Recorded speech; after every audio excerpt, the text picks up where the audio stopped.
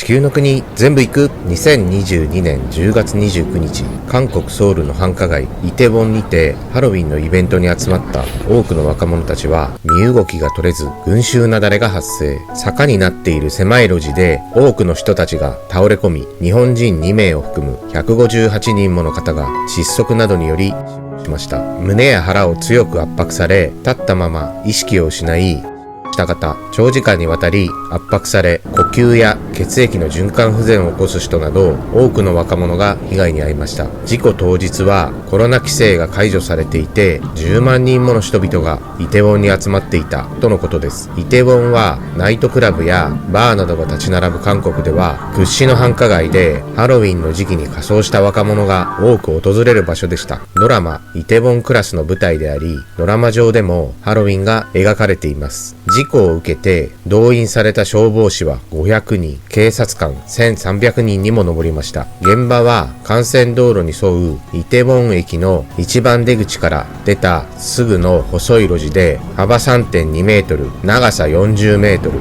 傾斜度 10% の狭い坂となっています。事故発生時は数千人の人波があり、事故の約1時間前には周辺は身動きの取れないほどの大混雑となっていました。目撃者の証言によると、22時15分頃、突然坂の上の方から次々と折り重なるように人々が倒れ、強い圧迫を受けて300人以上が折り重なり、多くの方が呼吸困難に陥りました。この時、1平方メートルあたり17人もの人がいたことになります。あれから約2年経った2025年の元日の昼間、事故現場に行ってみました。元日ということもあり、人は少ないですね。ここが地下鉄イテウォン駅の一番出口で、事故現場の細い路地はすぐのところにあります。ここが事故現場の路地です。いやー、本当に狭いですね。そして緩やかな坂になっています。事故を伝えるパネルのようなものが展示されていました。亡くなった方々の名前が書かれています。実際に坂を登ってみましょう。この狭い路地で158名もの方々が亡くなったとは信じられません。祈りながら登りました。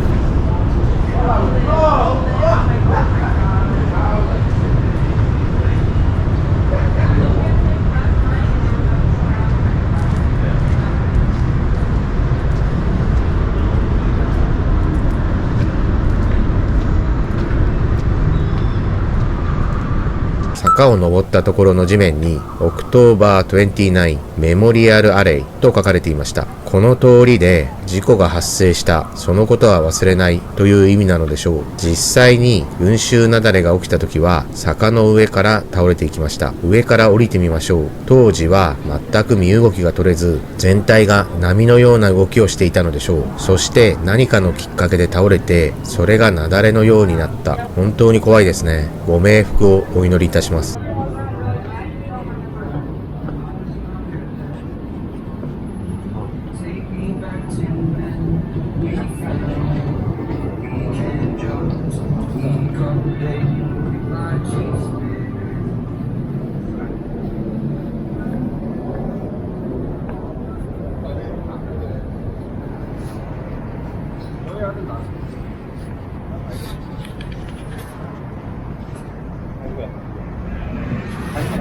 また坂の上に戻り、イテウォンの繁華街を歩いてみました。元日の昼間なのでほぼ全て閉まっていますが、夜はかなりの賑わいなのでしょうね。